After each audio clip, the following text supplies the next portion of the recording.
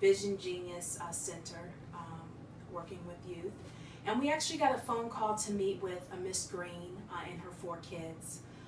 We got a call that her 4 kids have been basically unattended, and one of the smaller kids, the 3-year-old, has been running out in the street.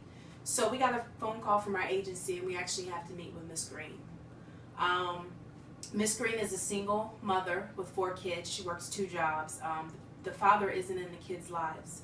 So basically we have to go out and actually sit with Miss Green and kind of come up with a plan where her kids are going to be cared for a little bit better than she's already doing. This is my 2nd case for today. Hi, I'm from Vision's Genius Center for our children. How are you?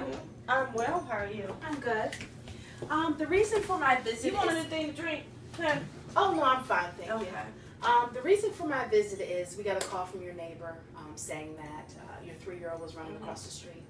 And I kind of wanted to get a feedback as to why. And if they have somebody that stays with them during the day that keeps an eye on them while you're at work. When was this reported?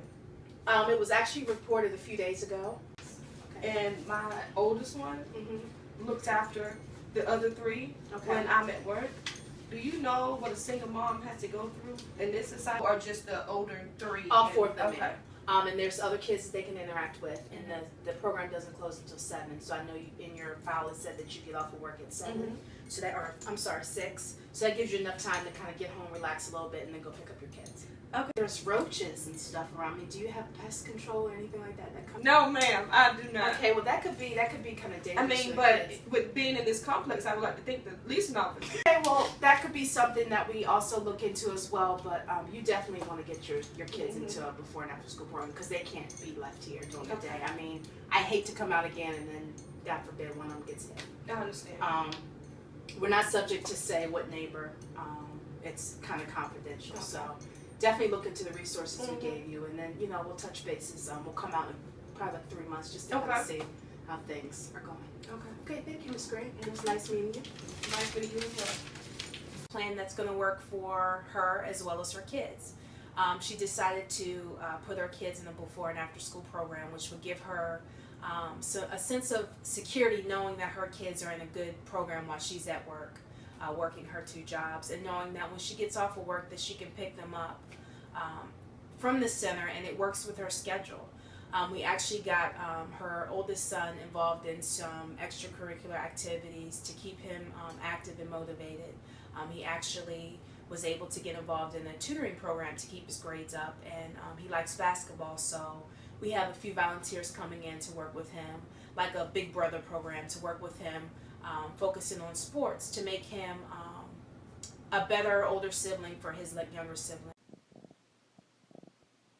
Hi there, I am Amanda Green, and I am a recipient of Miss D. She came out to visit me a couple of weeks ago because a neighbor reported my child being out in the streets, which I still do not agree with. Being a single parent of 4 kids is really, really, really hard. And at times I am ashamed that I have to raise my 4 kids without their father being in the picture. It's really hard. It's really difficult because during the day I have to work 2 jobs, and at times I find myself having to work 3 jobs.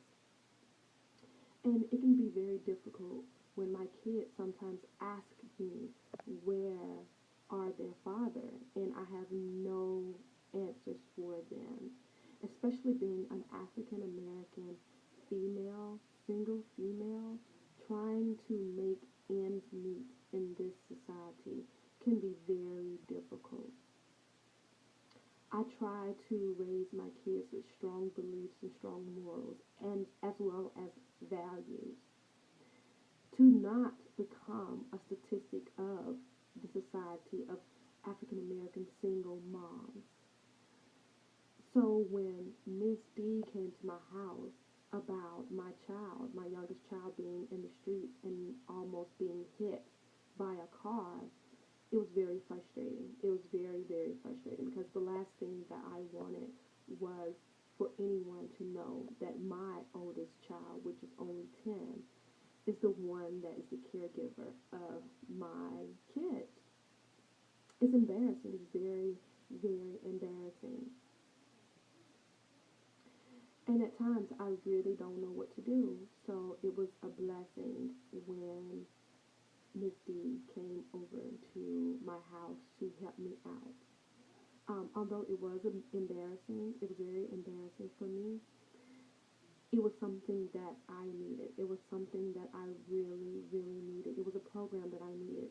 So now I no longer have to worry about where my kids are going to be, if they're going to be caught outside, if the house is going to burn down, if somebody going to see them and realize that, oh my God, Miss Green isn't at home.